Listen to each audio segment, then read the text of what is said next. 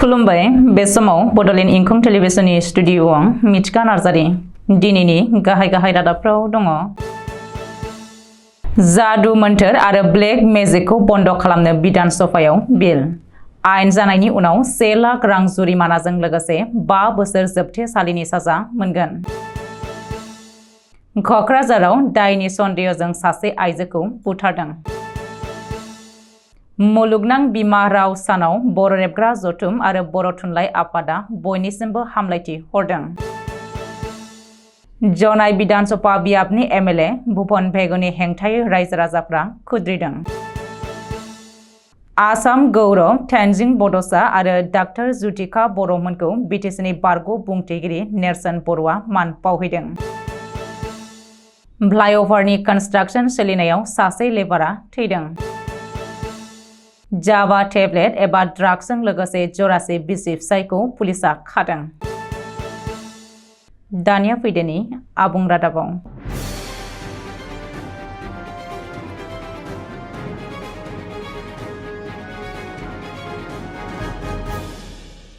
जादु मोन्थोर आरो ब्लेक मेजिक खालामनाया दायनिगिरि महरै गनायथि जासिगोन। नंखाय फोसावनानै रावबो नंखाय मुलि फाननो हानाय नंलिया। फोसावथायबो होनो मोननाय नङा। बेनि हेंथायै दिनै आसाम बिधान सभानि सोलिगासिनो थानाय रां बावजा जथुमाव बिल लाबोदों। पार्लियामेन्टारि एफेयार्स मन्त्रि पीयूष हाजरिकाया दिनै गिबि मन्त्रि डक्टर हिमन्त बिश्व शर्मानि जानानै जादु मोन्थोर आरो ब्लेक मेजिक बन्द खालामनाय आसाम हिलिं एबा प्रिभेन्सन अफ एभिल प्रेक्टिस बिल 2024 खौ बिधान सभायाव दैखांदों। मख'नो गोनांदि बे बिलआ बिधान सभायाव आयेन महरै गनायथि जायोब्ला जादु मोन्थोर आरो खाला जादुखौ आयेन बेरेखा होननानै साननानै लागोन आरो नंखाय फोसावनानै रावबो मुलि मलम फाननो मोननाय नङा जायखिजाया फोसावथाय होनो नङाब्ला 1 लाख रां जुरिमानाजों लोगोसे 5 बोसोरनि जोबथेसालिनि साजा मोननांगोन। बेनि अनगायैबो बेयो आयेन जायोब्ला साब इन्सपेक्टर मासिनि अफिसारा बेनि केसखौ नायबिजिरनो हानाय नङा। रायजो नाङै गोहोम गोग्लैगोन बे आयेना। रिपर्ट बायदिब्ला आसाम सरकारा बे आयेनखौ लाबोनानै रायजोफोरनि गेजेराव सांग्रांथि लाबोनो नाजादों। आसामावबो गोग्गो आरो बिगियान मोखां समाज सोरजिनो नाजादों। रायजोआव फिन खोमसि फोथायनाय जाथाय आरोबाव सासे आइजोआ खोमसि फोथायग्राफोरनि बोलि जानांदों। कक्राझार जिल्लानि गसाइगावआव दायनि सन्देहजों सासे आइजोखौ बुथारनाय जाथाया सोराङाव फैदों। थांनाय हराव जादों बे गिख्रंथाव बुथारनाय जाथाया। मिथिनो हानाय बायदिब्ला गसाइगाव पुलिस थानानि बेन्दोंआव थानाय सैथपुरनि पाहारपुराव सासे बैसोगोरा आइजोखौ दायनि सन्देह खालामनानै बुथारदों। सिनाय मोनै दुथांफोरा आइजोखौ दायनि सन्देह खालामनानै गोबौ हाथियारजों गोदोना हानानै बुथारलांदों। बबेखानि खोमसि फोथायनायाव बोलि जानांनाय आइजोखौ पाहारपुर गामिनि थागिबि रुंसारि मसे मुर्मुनि बिसि मयना हास्दा होननानै सिनायथिनो हानाय जादों।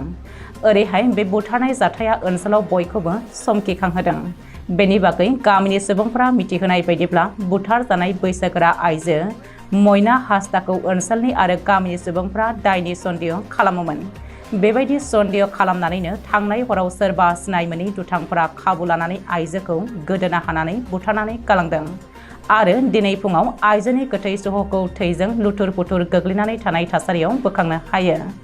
बेजों लोगोसेनो बे बुथारनाय जाथायनि सायाव थाबैनो नायबिजिरनो थाखायबो जायगानि सुबुंफोरा पुलिस बिफानखौ खावलायदों।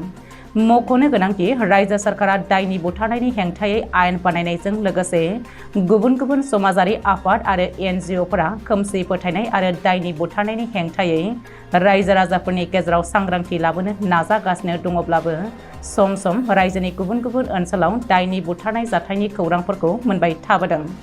रायजोआव खोमसि फोथायनाय आरो दायनि बुथारनाय जाथाया दासिमबो बन्द जायाखै।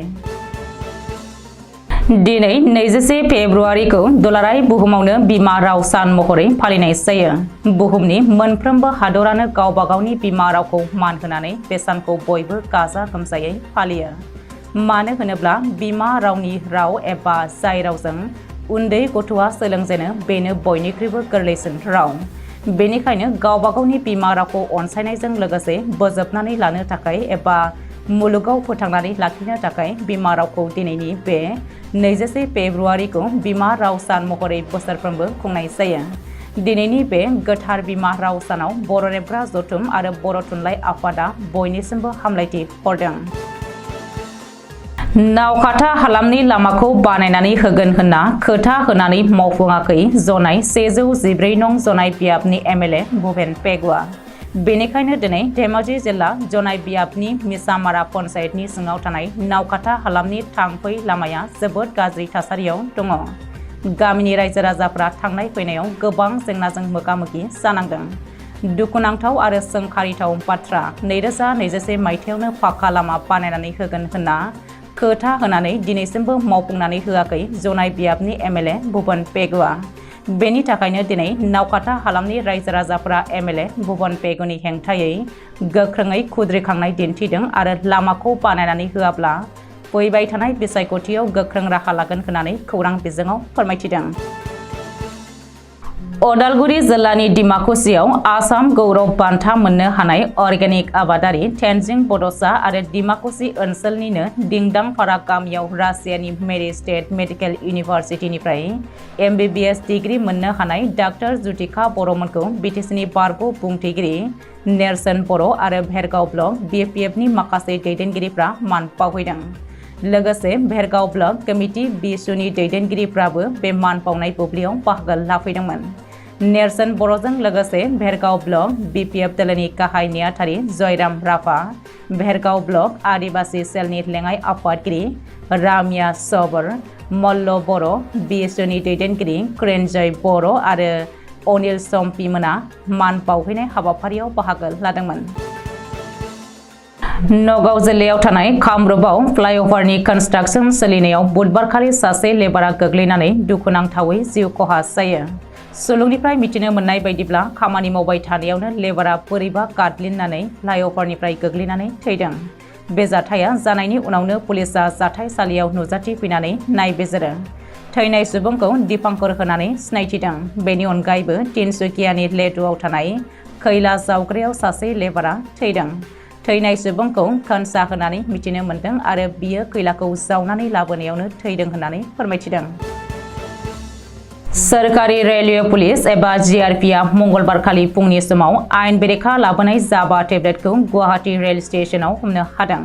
सुलुंनिफ्राय मिथिनो मोननाय बायदिब्ला सम्पर्क क्रान्ति एक्सप्रेसआ फुंनि 5:45 रिंगायाव स्टेशनाव मोनफैयो आरो पुलिसआ सिग्रोमनायनि गेजेरजों 152 पेकेटनि गासै 30,269 था जाबा टेब्लेटखौ सानै बिसि फिसायनाव मोननाय जायो।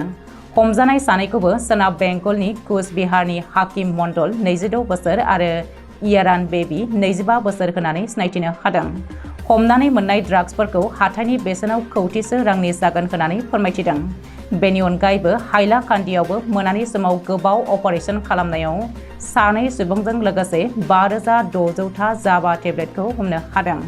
हमजानाय सुबुंखौ कालामुद्दिन लास्कार आरो आशराफुद्दिन लास्कार होननानै सिनायथिदों आरो बिसोरनिफ्राय गंनै बाइकखौबो जब्द खालामनो हादों। बे समाव जाथायनि बागै नायबिजिरनो थाखाय थिरांथा लानाय जाबाय। दिनैनि रादाबा एसेनोसै। गोजोन्थों।